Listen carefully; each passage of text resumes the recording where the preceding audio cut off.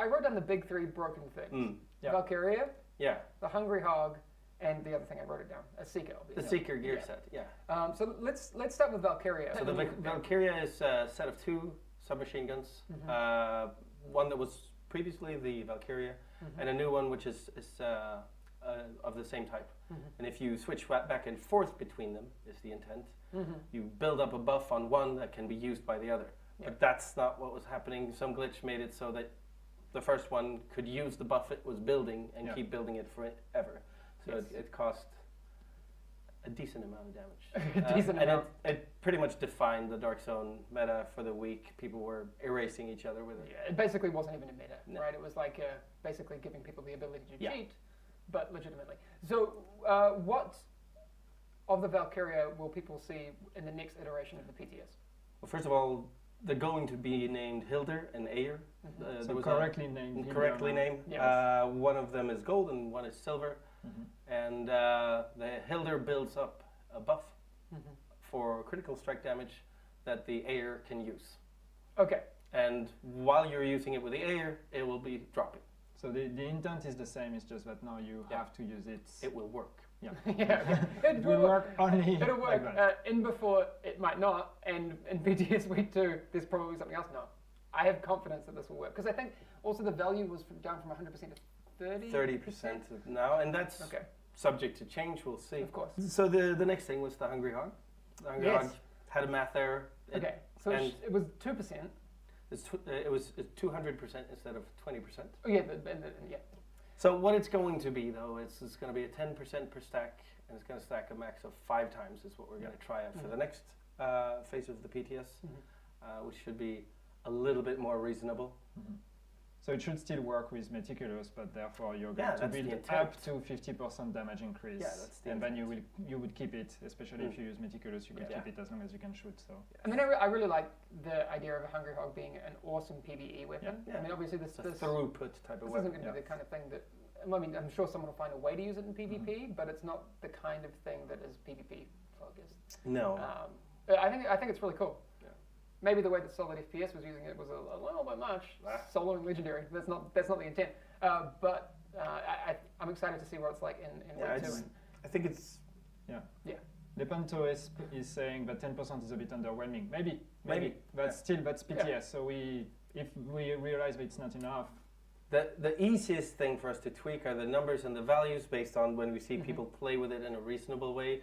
The harder things to compensate for and react to is when the functionality is wrong, right? We're happy with what it does functionally, and now we can try it on another phase of the PTS and see where it lands. The Seekr gear set in the next iteration will not be as you know the Seekr gear set right now. You can basically... So there's a couple of things that happen. So first of all, the impression that the set gives is that it's about spamming shots to the body with reckless abandon. And while it can be used more cleverly than that, because you can use the crit for a crit headshot, etc., that's not what we were seeing.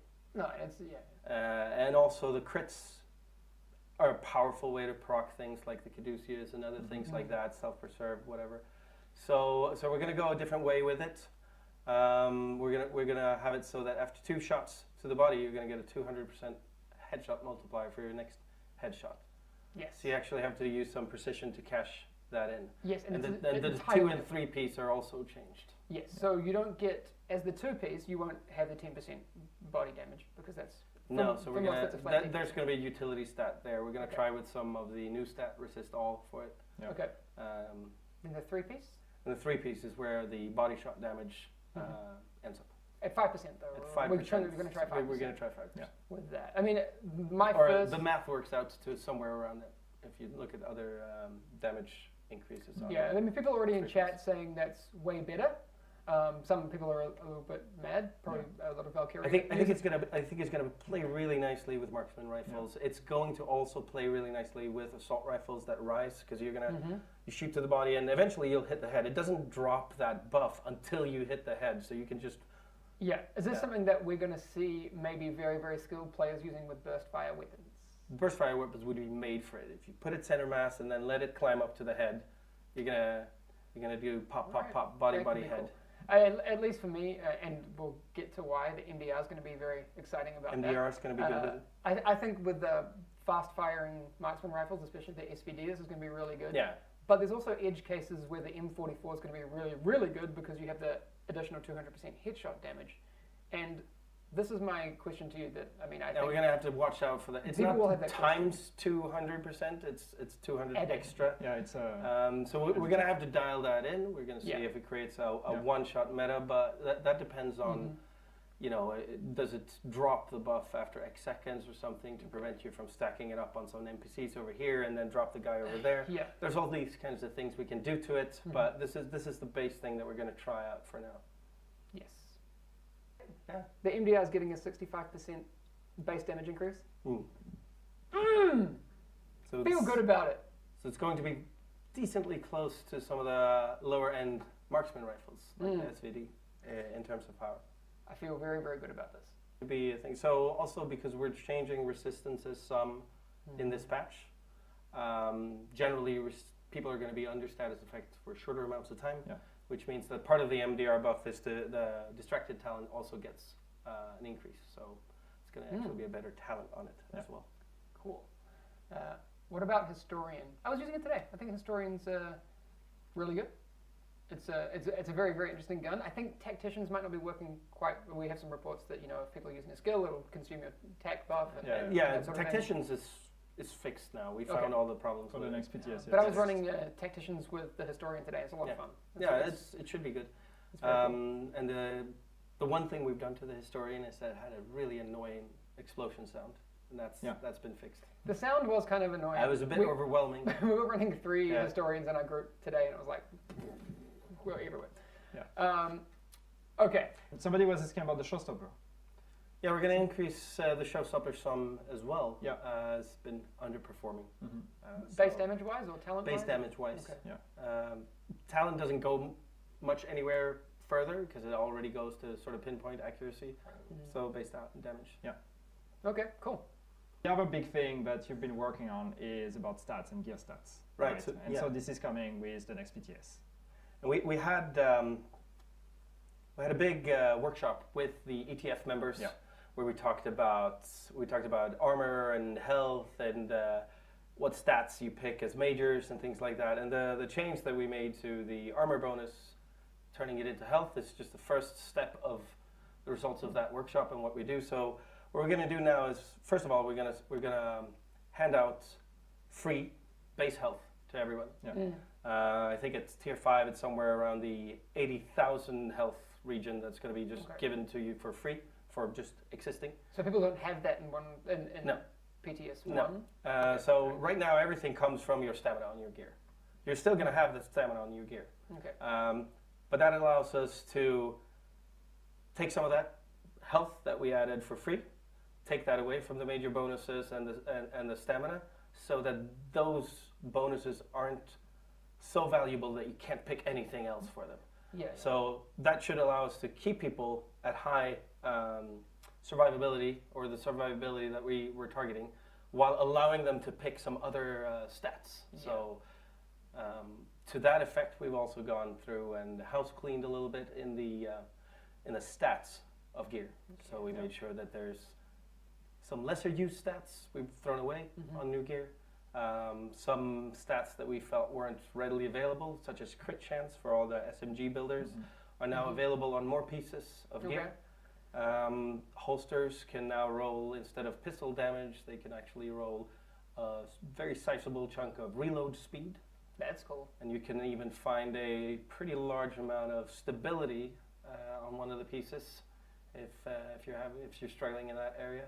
Okay. So overall, the goal is to try to make a meta where you are a little bit more free to pick what your build is, and that there's something for every type of build on every piece, so that there's something for firearms shooter people, there's something for skill users, and something for tanky users on every piece that rolls as a major bonus. One of the ones that I found interesting in that discussion in the workshop was the whole damage to elites thing. Right.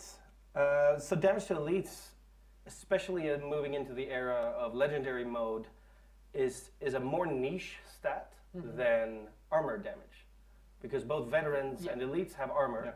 and so do players. Whereas damage to elites is a niche stat. So we're swapping those around, and where you would have found damage to elites, there's now enemy armor damage as a major, whereas damage to elites becomes a minor because that's their relationship. One is a major stat that applies to many things.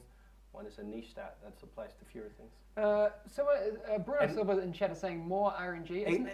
It's going to be less in a lot of ways, because if a piece rolls, hopeful, or that piece is useful for something. Bad, or for most players, bad majors like protection from elites won't drop. So you're going to find, health or haste or some other stat that's useful for a build on any item. That's the goal anyway. Very, very cool. Yep. All right. One other thing that I think is important, and that has been there's been a lot of discussion around it since we released the PTS, and it's very much linked to PvP, which is hipfire. Yeah. So where are we at with hipfire? So we did a first little thing on the first PTS where we did a different camera for it to sort of take away that overview that you have when you're stuck in your when you retain your normal camera.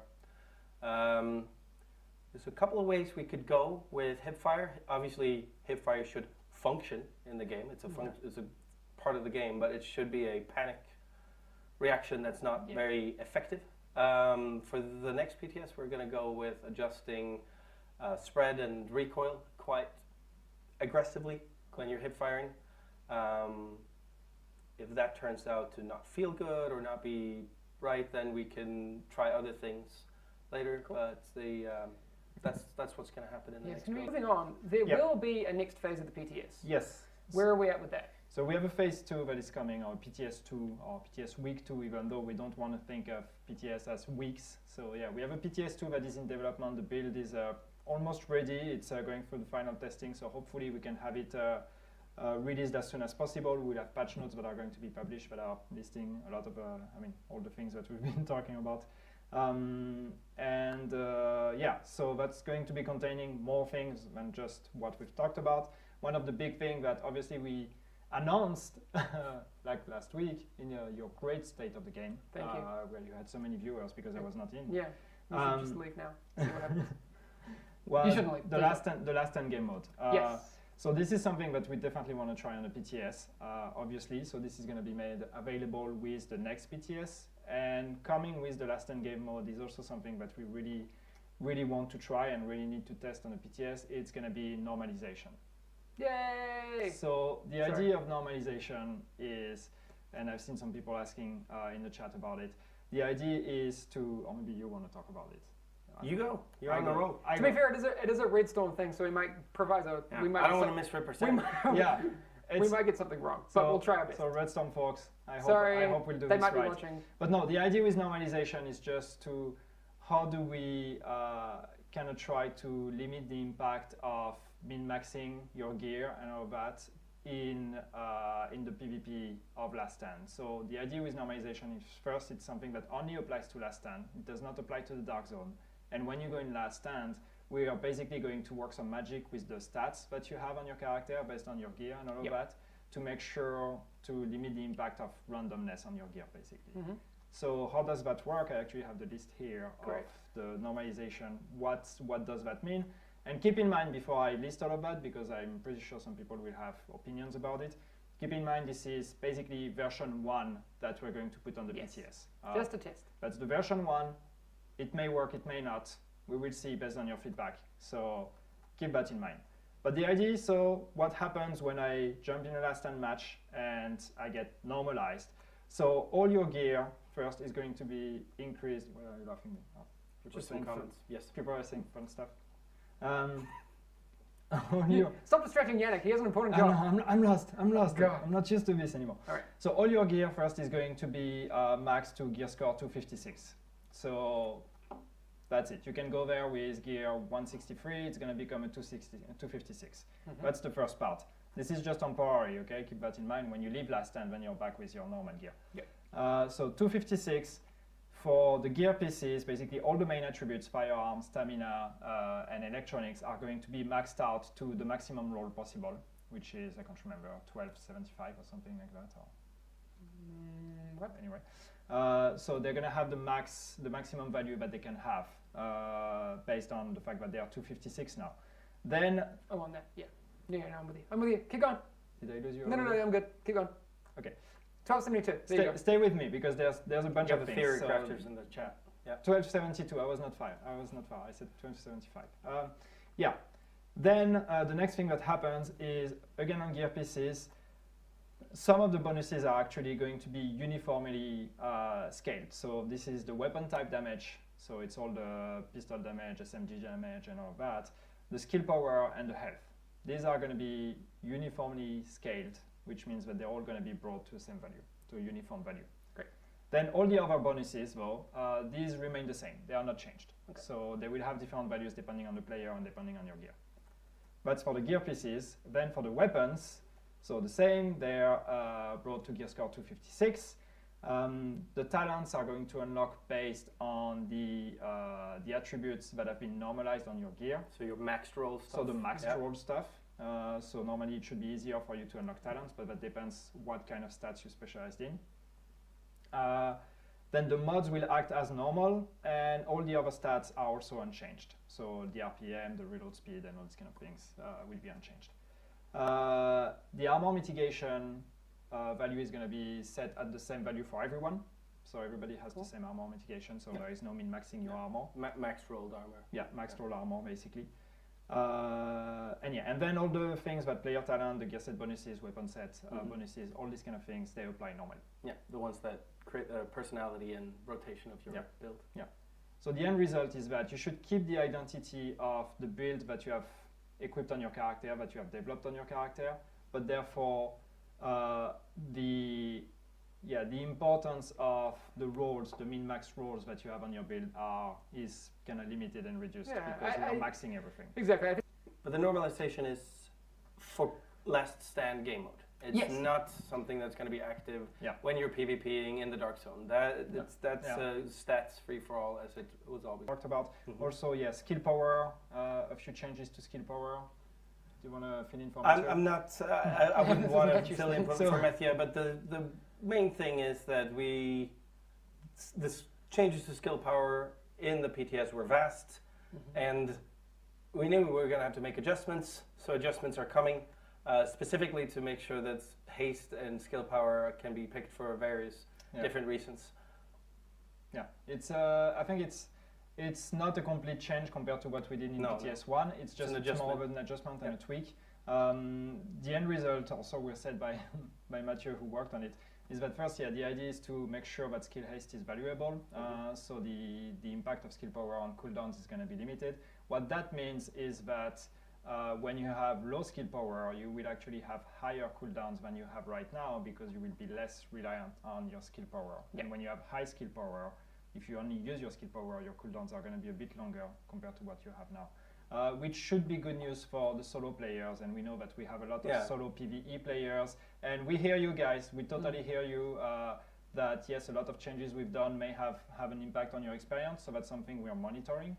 This change is something that should come as good news because basically if you're not specialized in skill power, which usually you would be less likely to be as a solo player because you're trying to be more balanced, your heal cooldown, your first aid cooldown should be a bit shorter. The goal is that if you are balanced in your stats, then you should be fine. You should be able to heal yourself, etc. So, that's what we're aiming for. We talked about the NDR. That's cool. Yes. Legendary difficulty. I tried it today. You had an easy time of it. Maybe I'm a masochist. It was. I mean, we didn't complete it, but we weren't. The thing is, I want something really, really difficult. Come on. I think a lot of people think it's really, really difficult. Yeah. It can be kind of polarizing. It is going to be polarizing. There were some things in this week's PTS that made it easier. So we made some adjustments to the heal station that's being used by the Reclaimer set. Yes. Well, let's stay on that before we forget. Yeah. So Reclaimer right now is very, very powerful, and it's cool that because we have the heal station is powerful. Yes, it's cool that we have a support build that is looking like it's really going to work in 1.6. But it did feel at times, especially during my run through today, that you're down and up all the time. Yeah. So what are we changing with the support station? I mean, so obviously the skill power changes themselves. The adjustments that Nastia have made will affect how effective it is and stuff like that. And we've made some adjustments to the heal speed of it, to the range of it, and to the revive timer. Yes. Because one of the cheesier aspects of it this week, if you permit me that word, is that people were chain reviving through things that should have wiped them. Yeah. Because the revive timer is so short on 2 it. seconds? Yeah, so that's going to be longer. But in general, we knew that there was going to be a pretty large shift to support meta with bigger health pools that heals can work on and better skill power that power the heals. So we are still adjusting and trying to hone that in. Yeah. There you go. But there's something else also to legendary. I mean, it's not just legendary. It's not just legendary. It's everywhere. People are not wrong on this point. Yeah, that's a good one. Because you said legendary was a bit too easy, but there was something that made it harder and that made the whole game harder. And you guys spotted it a while ago, and we finally can tell you were right. There was indeed something wrong with NPC aiming. You were right most of the time. Some of the time. Yeah. Because it's not a global thing, right? So this is my understanding of it. The NPC accuracy was... There were cases. There were cases where it was 100% accuracy during certain animations, right? Yeah, and they would hit every shot. Yeah. So that's and that wasn't in every case, so it was hard to figure out, but Drew and his crew found it eventually. Yeah. Yeah, so I see people. So that's we talk about that in the context of legendary, because this is something that a lot of people have been complaining with the difficulty of legendary was that not the damage that the NPCs deal, but their actual accuracy. That as soon as you pop your head out, they're just going to one shot you. Yeah, exactly. So that's something that has been fixed, and there are some changes and tweaks that have been done there. So with legendary, it's like there's a mix of changes that could make it harder and other changes that are going to make it easier. So it's just going to feel a bit different the way we approach it. But the thing that's important with legendary, I think, is to keep in mind that it's not really meant for everyone, or it's not meant to be completed by everyone. It's really meant to be for the players that are min-max, that are optimized and all that. It's a way to test your builds and to push yourself and to give yourself a challenge. I think... Banshee. Yes, Banshee, okay. Let's get to Banshee. Just so a lot of people, when we ask for feedback on Banshee, because obviously for those that aren't keeping up or haven't read, the Dark Zone now does not punish non-rogue players with the loss of XP or currency globally. That's just the change to the rules of the Dark Zone. They will still drop items. That's sort of the key to have mechanics, rogues to steal items and stuff like that. But they won't drop those things. And that was the bonus of the non-rogue part of the Banshee set. So instead we figured we'd try to go with the sort of rogue hunter angle. And so the additional bonus, except for the global 10% bonus to rogues, is that if a rogue kills you, you're going to get another boost to damage against rogues for 10 minutes after you revive. So to get that revenge. To get that revenge. So you have a while to go and crack some heads. Yeah. Okay, cool. Is that something that people will experience in the next iteration of TTS? Okay. Yeah. And people, and of course that's been part of the discussion, people are asking about the ninja backpack in the same time. So that seems to be a confusion, because when we said that the change we're doing in the Dark Zone is that when you're non-rogue and you get killed, you will not lose Dark Zone Fund and Dark Zone XP, but you will still lose items. You still drop items, because that's what the gameplay is about when it comes to extractions and stealing loot and stuff like that. So the ninja backpack is still applicable, because the ninja backpack actually protects your items. Yeah. So we don't need to change that one, basically. Yeah, so if you're part of the DZPD, maybe be running around with, lots of Banshee. Yeah. I don't know. Yeah, maybe. Why Banshee in Last Stand. How do we classify our enemies? Are they technically rogue, or are they not? No. So Banshee is essentially not going to be very good in Last Stand, because they're not going to be rogue. And by essentially, you mean useless. Yeah. Midas. There is a Midas. We're still working on it. I'm not actually sure what's going to get in for the next PTS, but it's being worked on. We're probably switching out from the heal debuff that it's currently giving to something else. Yeah. Okay. Anything else? No, I think you nailed it. Nailed it. Awesome. Cool. All right. I know, this is weird. Now I don't know what to do. What do we usually do at this time? Awkward Hamish. Sign off. Usually I wave. I don't. Okay. We're gonna go.